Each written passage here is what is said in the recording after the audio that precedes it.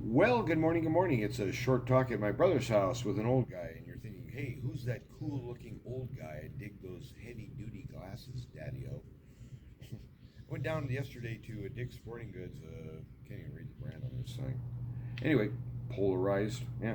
UVA, UVB. I've been wearing these glasses around that are, oh, really, they're not sunglasses, they're safety glasses, and they just tinted the lens, so I don't think it's polarized or any of that stuff. So I asked around, and because let's face it, I've never used sunglasses before, really, because all those years with glasses. I think since I think I was at the end of second grade when I was prescribed. I'm not sure. Yeah, I believe by third grade I had glasses. Hey, four eyes. But anyway, the thing is that all those years, dark glasses. It never really occurred to me, except for once, to get some prescription dark glasses made. Oh, here's another buy here. Okay, whoop, check that out. It's a little Bluetooth gizmo that makes up to the phone here, and it's real nice, clean signal. It's just beautiful to listen to. I've been listening to that solfeggio thing. It's an hour and 30. I believe it's supposed to be all 9 frequencies, so it's got to be good for you, right? I don't know if that stuff does anything for you or not, but it's nice to listen to. It's just kind of like bong, bing, bong. Doesn't really demand much of you as a listener. So yesterday I got to listen to some of my oldie moldy rock and roll stuff, like Steve Miller Band and just pop music from the past that I've hit so many times over the years that the thing has called it my mix. And actually, it's correct. It's got the Ozark Mountain Daredevils in there. It's got all kinds of good stuff. Pure Prairie League is in there. And so anyway, I just thought to myself, I'm going to make a quick vid here before I hit the road. I'll probably hit the road here sometime after lunch, and it's like 9-ish. Went down to the park today, finally got loosened up, boy. You get up in the morning, and it's like, hi there, how are you? Well, I'm stove up again. That's what old guys talk about, is the lack of health, or, frankly, I'm falling apart. So who wants to talk about that junk? I enjoyed the trip up. It was a beautiful day out here yesterday, and it looks like it's going to be a nice one out there again today. Something touching maybe 50 degrees, I don't know. And so I was just sitting there thinking in terms of news, good news, old news, and then I searched through the algorithm a little bit. As far as I can tell, the thing in Ukraine is still tending toward collapse on the Ukrainian side, and the US and NATO is still pumping missiles in there, which the Russians know very well that the Ukrainians are not trained to launch, so they know that either NATO or US troops are launching. So Putin is, I think, beginning to run a little short on patience here. I really don't know. I just was so shocked the other day listening to some goon, some psychopath in our so called government, so called administration, these crooks. And they were saying, the guy was saying, well, a few H bombs, what? It's not such a big deal. Eh? I have no idea where these people are coming from, but it's loony pants land. I'll tell you that much. But anyway, so there wasn't much in terms of the algorithmic function here today. So I was thinking in terms of the good news that you and I need. It's we're past Thanksgiving now, thank God, and we're heading into Christmas. Oh boy! Well, Christmas is one of those things where basically I just keep a low profile. I like to go to there's an evening service. We all sing Silent Night and whatnot, and maybe somebody might invite me over for some turkey or ham or something. Christmas Day, and maybe they won't. And it's a religious festival that has gotten entirely out of control, turned into this retail monstrosity. So at any rate, I was out there with that Black Friday stuff yesterday, and for decades at least, I said no, I'm not going out there. And there I was in the mall, and so I thought to myself, make this as fast as you can, get out of here. Oh yeah. So anyway, who want? I just elbow to elbow all that? No. See it. Bye. Anyway, so the thing is I was sitting there thinking, in terms of our idea here, is that the good news of the Scripture comes in and informs our lives as we live. So people are always talking about the will of God. What's the will of the Lord for me? I want to follow God's will. Or at least people make noises like that, right? However, the phrase or the category called God's will seems strangely ill-defined. It's like the word holy. Have you ever heard of a decent explanation, a decent definition of the word holy? It's like this cheap dictionary problem. It says holy, that means sacred. Oh, that clears it up. So you go back to sacred. That means holy. So the content that needs to be filled in the middle, we somehow just sort of knowingly overlook. But we'll fill out the details on that later. But the holiness of God is something that impinges our life every day. That there's stuff in the Bible that talks about how God is not bringing light, not a source of light, not an illuminator necessarily. He is himself light. That's weird. He's spirit. He's an invisible, almighty three who is one. And the Bible has spoken into our world the will of the Lord. Be reconciled to God on his terms. How? Well, there's no sacrifice you can make. There's no set of rules you can keep. There's no protocol you can obey, which will make you acceptable or make anyone acceptable, God knows me least of all, before the Almighty on the basis of what? Righteousness, truth, and justice as he decrees these. He's the owner. He's the inventor. He's the guy who invented you. And he's come down here to find you. He's spoken into our world in what's called the Bible. Go read it.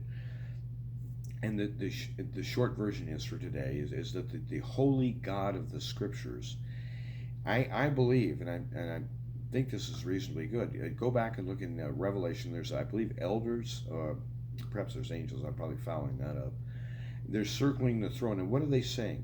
Holy, holy, holy is the Lord who? God Almighty, who what? Was, is, and ever shall be. So there's a function of isness, the verb to be. And he is, he fundamentally is. He always was. There was never a point where he wasn't, and there never will be a point in the future where he won't be himself. He is light. He is, it says in the Scripture, consuming fire. Consider that. And so our good news today is that the will of God it's not some secret. It's not something where you have to become ultra sensitive and kind of suss out with your spiritual antennas. Oh yeah, I see it now. Yeah. The Lord wants me to go to the Pickwick instead of the Circle K. Wait. I see it now. God is instructing me to go to Best Buy instead of Radio Shack. Well, that would be a good idea. But the point being, that's not the way God leads. He leads us into life, grow, sink your teeth into the situation you're in, and make peace. Make truth the platform. Make the right way, as he calls it, righteousness. Make that your design pattern. In other words, the will of God is not hidden. He wants you to thrive. He wants you to flourish. He wants you to grow and root down. He wants you to bear fruit. And this is not a big, huge mystery. But the only problem here, little hiccup, we're both unable and unwilling to do this. And he gives us a new thing, a new start. The will of God is that you would come to him and be reconciled to him on his terms. And in that process, there's a transaction that occurs. The Spirit, who is God, comes and dwells in our bodies permanently. He says his covenant language, I shall be their God. They shall be my people. And it's not sketchy like, gee, I wonder if that's going to come down. No, it's the reality. It's the true future of what's going to happen. Take all of your, you have all these predictions out there in YouTube land. Oh yeah, I'm a prophet and the Lord has spoken to me and well, here's what's going to happen, see, in under 90 days. Yeah, really. And are you willing to stake your life on that? How much would you be willing to wager? Because, I mean, how many of these doomsday prophecies in the last 5 years have you heard that just didn't pan out? Nothing came of it. So we got to think in terms of the will having to do with holy God, the true God who is the Holy One. So, in other words, foundationally, He's bringing us back to what is, here's the word, real. Now, it's kind of a, wordplay to say Israel, he who wrestles with Yah, or wrestles with God. And, it's Israel, not Israel. But in other words, he's bringing us back to the concrete reality. The chair I'm sitting on is real. The room I'm in is real. And it isn't because I'm projecting it as reality. I'm perceiving it as real because it is real, whether I like it or not. If I stick my finger into a light socket 5 minutes from now and electrocute myself and die, the house stays put, we hope. None of this winks out. I remember having a discussion with a lady years and years ago. It was kind of one of those, theoretical discussions. I'm not even sure she was serious. Some people you can never tell if they're serious. But at any rate, she was arguing for the fiction that essentially when you open your eyes and look out at the world, it's not really there. You're projecting out a reality you believe to be there, and therefore it becomes real to you. And I said, well, in that case, let's do a little experiment. You commit suicide, okay? So you quit projecting reality completely, and I'll hang around and see if the universe disappears.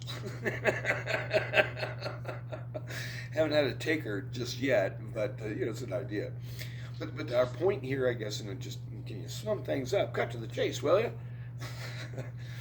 Can you sum things up? Not very well, apparently. But the point being, he has established his will in earth, and our prayer is that here on earth we ask that the will which is currently being done gladly, voluntarily, joyously in heaven, that is people participating in the real universe with the real maker, with real consequences, both good and bad, gladly participating with him in his world he's made for us, and giving thanks everywhere. Thanksgiving is a big deal, and we've really morphed it into this food fiesta thing. But to be able to sit down and think, yes, for this hypertension, I give thanks. Yes, for these troubles. Yes, for this traffic speeding ticket. I give thanks in all things. Well, how good am I at that? Well, if you suck at it like I do, practice. Okay, that's the will of God. Now you know. But in other words, get out of the world of hokey pokey and get out of the world of this weird spirituality that seems to be always disengaged from the body. If it's consistently and always disengaged from the body, you can tell you're dealing with a fraud. Jesus, who is God in the human flesh, in body, he suffered a torment, and it was a real and an agonizing and a true torment, a physical torment. He was beaten beyond recognition, among other things, spit on, whipped, beaten in public. Who knows how many traumas his body was inflicted with that day. But the point being, God never undervalues real people's real bodies with real pain. And so here's how I'm going to sum it up for you. It's really a lousy summary, pal. I've been doing a little bit of, changing the subject too a little bit. I've been doing a little bit of, quasi-research. Okay, I've been looking at YouTube videos, all right? But the point being, cortisol. How does the body rid itself naturally of cortisol? So if you have cortisol dosing up in your body, as I understand it, the net result would be stuff like this. You go to bed and you're laying there, it's 11:30, 12:30, 1:30 in the morning. You got this chatter, you're dealing with problems, imaginary problems even, but they don't even have to be real. Activity, when you solve. And can't turn it off. cortisol, I think, is what they're saying. Well, how do you get rid of that crap? And so, at least one way is, relaxation, um, breathing techniques, from what I'm able to understand, but also these isometrics can help. So, in other words, the cortisol that's building up in your system and in mine is a stress related dealy whopper. And when you have an industry, an internet, a global industry called the media, who makes their living by lying to you and inducing fear and anxiety and uncertainty and doubt and and all the every terrible, confusing, awfully confusing, confounding, blah, blah, blah, all they're ever doing really is boosting your cortisol levels. Why do they have an interest in that? Why would they be interested in making you stressed out? Consider that. And you can fight back by, get yourself a nice cup of herbal tea, take a nice walk, stretch out, enjoy the sunshine, pet a dog, something like that. Have a conversation, a friendly chat with your neighbor, whatever. Reduce that junk in your life. You don't need it.